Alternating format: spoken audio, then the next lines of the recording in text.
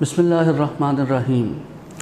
आज हम biology class 10th chapter number 2 जिसका नंबर चैप्टर 11 है उसका लेक्चर 9 स्टडी करेंगे। चैप्टर नंबर 11 जो है it is about homeostasis. Homeostasis का मतलब है maintenance of internal body conditions despite any change in outer environment. अब यहाँ जानदार को हम डिस्कस करते हैं, दो तरह के एनवायरनमेंट का सामना है। जैसे कि जानदार जो हैं, जैसे प्लांट्स और एनिमल्स, इन दोनों को एक तो अपनी बॉडी की इंटरनल कंडीशंस को फेस करना है, बल्कि आउटर एनवायरनमेंट में होने वाली तब्दीलियों को भी फेस करते हुए अपने बॉडी को नॉर्मल लेवल पे रखना है। जानदारों में ख़ास तौर पे जो एनिमल्स हैं दो तरह के होते हैं, cold blooded animals and warm blooded animals. Cold blooded animals जो हैं इनमें बहुत सारी चीज़ें जो हैं वो बाहर की तब्दीलियों से मुतासिर नहीं होती। जैसे कि इनके अंदर जो बॉडी टेम्परेचर है, बाहर का बॉडी टेम्परेचर जितना होगा ये अपनी बॉडी टेम्परेचर को, इंटरनल बॉडी टेम्परेचर को एडजस्ट करके आउटर एनवायरनमेंट के बराबर कर लेंगे। जबकि वार्म ब्लडेड एनिमल्स में ऐसा नहीं होता, बल्कि इनके अंदर जो बॉडी टेम्परेचर नॉर्मल कंडीशन पे है वो स्टैटिक रहेगा, वो बिल्कुल उसके अंदर फ्लक्चुएशन नहीं आएगी। अगर फ्लक्चुएशन आएगी तो वार्म ब्लडेड एनिमल्स बीमार हो जाएंगे। तो ज़रूरत इस बात की है कि आउटर एनवायरनमेंट में टेम्परेचर में जो भी बदलाव आए, जो भी तब्दीली आए, इनके इंटरनल बॉडी टेम्परेचर पे असरअंदाज ना हो। यहाँ ये एग्जाम्पल मैं ज़रा थोड़ा वाज़े करूँगा। जैसे ह्यूमन बॉडी टेम्परेचर जो है it is about 37 degree Celsius, जो कि नॉर्मल बॉडी टेम्परेचर है, जिसको हम ऑप्टिमल नॉर्मल बॉडी टेम्परेचर कहेंगे। अगर 37 डिग्री सेल्सियस से ये टेम्परेचर हाई हो जाए तो इसको हम टर्म करेंगे हाइपरथर्मिया। हाइपरथर्मिया या बुखार या फीवर। और अगर ये बॉडी टेम्परेचर इससे लो हो जाए तो उसे हम हाइपोथर्मिया कहेंगे। दोनों कंडीशन में इंसान बीमार हो जाएगा। लिहाजा ज़रूरत इस बात की है कि ह्यूमन का, इंसान का बॉडी टेम्परेचर 37 डिग्री पे कांस्टेंट रहे और इसके अंदर फ्लक्चुएशन ना आए। अब होता क्या है कि इंसान जो है बाज़ औक़ात बर्फ़ में, आइस के अंदर या पोलर रीजन पे चला जाए या बहुत ज़्यादा सर्दी हो जाए तो आउटर टेम्परेचर जो है वो 16 डिग्री सेल्सियस पे चला गया और माइनस के अंदर भी बाज़ औक़ात ये टेम्परेचर चला जाता है। तो ऐसी सूरत में बॉडी टेम्परेचर ज़रूरी है कि वो चेंज ना हो और वो हमेशा 37 डिग्री सेल्सियस पे रहे। इसी तरह अगर बाहर का टेम्परेचर, जैसे पाकिस्तान में लाहौर में टेम्परेचर 42 डिग्री सेल्सियस तक चला जाता है, मगर बॉडी टेम्परेचर फिर भी 37 डिग्री सेल्सियस पर ही रहता है, वरना इंसान दोनों सूरतों में बीमार हो जाएगा। अब इसी तरह दूसरी एग्जांपल हमारे पास ब्लड ग्लूकोज लेवल है। हम खाना खाते हैं, खाना खाया, उसमें बहुत सारी कार्बोहाइड्रेट्स है और कार्बोहाइड्रेट्स जो है ब्लड शुगर लेवल को बढ़ाने का सबब बनती है। अब क्या होगा कि हमारा बॉडी का जो नॉर्मल ब्लड शुगर लेवल है वो 120 से 140 ग्राम पर लीटर है। अब क्या होगा, जैसे ही हमने ढेर सारा खाना खाया तो हमारी बॉडी के अंदर ऐसी मेजर्स, ऐसे इकदामात शुरू कर देगी बॉडी ताकि इस शुगर लेवल को मेंटेन रख सके और इंसान डायबिटीज़ से या शुगर की बीमारी से बच सके। ये तो था एक तारुफ के होम्योस्टेसिस होती क्या है। आसान लफ्ज़ों में, आउटर एनवायरनमेंट कुछ भी हो, आउटर एनवायरनमेंट में कोई भी तब्दीली आए, ऐसे इक़दामात जानदार की बॉडी करे कि उसके इंटरनल एनवायरनमेंट एक ख़ास इक्विलिब्रियम पे, एक ख़ास सतह पे बरकरार रहे। इस बरकरार रखने के सिस्टम्स को या प्रोसेसेस को हम होम्योस्टेसिस कहते हैं।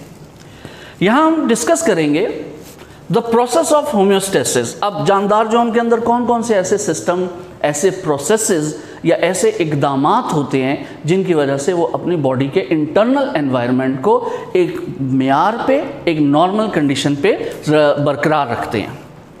तो सबसे पहले प्रोसेस ऑफ होम्योस्टेसिस जो है वो है ऑस्मो रेगुलेशन। ऑस्मो रेगुलेशन का मतलब है maintenance of water and salts in the body.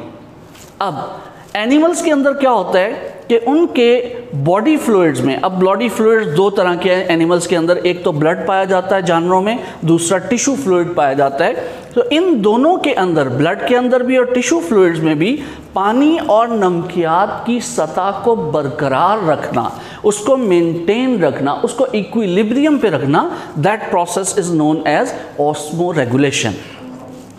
Osmoregulation का प्रोसेस जो है, इसके लिए दो और प्रोसेस सेल के अंदर चलते हैं या बॉडी के अंदर चलते रहते हैं, जो कि हमने पिछली क्लास में भी 9th क्लास में डिस्कस किए थे, that are diffusion and osmosis. अब डिफ्यूजन और ऑस्मोसिस के जरिए बॉडी फ्लूइड्स मेंटेन होते हैं, सेल के अंदर भी, सेल के बाहर भी, और ब्लड के अंदर भी और टिश्यू फ्लूइड्स में भी। अब यहाँ ये सवाल पैदा होता है कि अगर ऑस्मोरेगुलेशन काम ना करे, बॉडी के अंदर वाटर और साल्ट्स को इंटरनल एनवायरनमेंट में, ब्लड और टिश्यू फ्लूइड्स में मेंटेन बॉडी ना करे, तो क्या होगा? वाटर और साल्ट्स अगर बॉडी फ्लूइड्स के अंदर हाई हो जाए तो टिश्यू फूलना शुरू हो जाएंगे, स्वेलिंग शुरू हो जाएगी, जैसे कि पूरी बॉडी के अंदर सोजन आ जाती है, बाज़ पेशेंट्स के पाँव सूज जाते हैं, हाथ सूज जाते हैं, बाज़ की पूरी बॉडी जो है उस पर ड्रॉप्सी या स्वेलिंग हो जाती है। तो इसकी वजह क्या होती है कि बॉडी के टिश्यू फ्लूइड्स में पानी और नमकियात की मिकदार बढ़ गई है। इसी तरह अगर वाटर और सॉल्ट्स बॉडी सेल्स के अंदर लो हो जाएं तो ऐसी सूरत में बॉडी डिहाइड्रेशन में चली जाएगी, और फिर डिहाइड्रेशन के नतीजे में बॉडी, ह्यूमन बॉडी जो है वो नमकियात और पानी की कमी का शिकार हो जाएगी। The second process of homeostasis is thermoregulation. जैसे नाम से जाहिर है, थर्मो मीन हीट या टेम्परेचर, तो थर्मोरेगुलेशन के अंदर बॉडी जो है वो मेंटेन करती है इंटरनल बॉडी टेम्परेचर को। ये हमने पहले भी डिस्कस किया कि ह्यूमन बॉडी की अगर हम एग्जांपल लें तो नॉर्मल ह्यूमन बॉडी टेम्परेचर जो है वो 37 डिग्री सेल्सियस है। अब होता क्या है, अगर ये ऑप्टिमम टेम्परेचर बॉडी का बरकरार ना रहे, टेम्परेचर ज़्यादा हो जाए तो बुखार हो जाएगा, ऐसी सूरत में एंजाइम्स जो हैं वो काम नहीं करेंगे।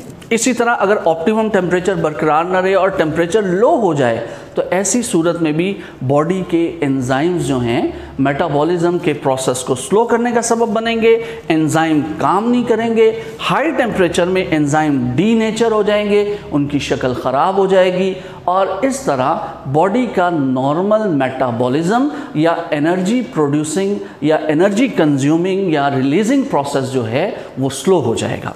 तो लिहाजा ज़रूरत इस बात की है कि थर्मोरेगुलेशन के प्रोसेस के ज़रिए बॉडी के इंटरनल टेम्परेचर को एक ऑप्टिमम लेवल पे यानी 37 डिग्री सेल्सियस पर मेंटेन रखा जाए।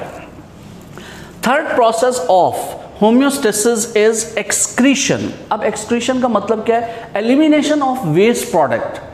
प्लांट्स के अंदर और एनिमल्स के अंदर जितने भी मेटाबॉलिक वेस्ट पैदा होते हैं उनको बॉडी से एक्सक्रीट किया जाता है, एक्सपेल आउट किया जाता है या बाहर निकाल दिया जाता है। एक्सक्रीशन में ये जो मेटाबॉलिक वेस्ट है इनको एलिमिनेट करना क्यों ज़रूरी है? यहाँ हम एग्जांपल लेते हैं इंसान की, ह्यूमन की।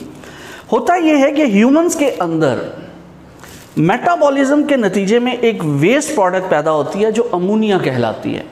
अब अमोनिया जो है ये ब्लड के अंदर चली जाती है, ब्लड इस अमोनिया को लेके लिवर के पास आता है, लिवर इस अमोनिया को लेस टॉक्सिक फॉर्म, कम पॉइजनस फॉर्म के अंदर, टॉक्सिक फॉर्म के अंदर चेंज कर देता है, लिहाजा अमोनिया को लिवर यूरिया में बदल देता है। अब यूरिया जो है ये ब्लड के अंदर है, इस यूरिया को ब्लड लेके जाएगा किडनी के पास, किडनी इस यूरिया को यूरिन के ज़रिए बॉडी से बाहर निकाल देगी। तो इस तरह बॉडी से अमोनिया जो कि एक मोर टॉक्सिक फॉर्म है, अगर इसकी बॉडी के अंदर मिकदार ज़्यादा हो जाए तो इंसान के अंदर बहुत सारी इलामात पैदा होनी शुरू हो जाती हैं और ये इसके लिए परेशान कुन हो सकता है।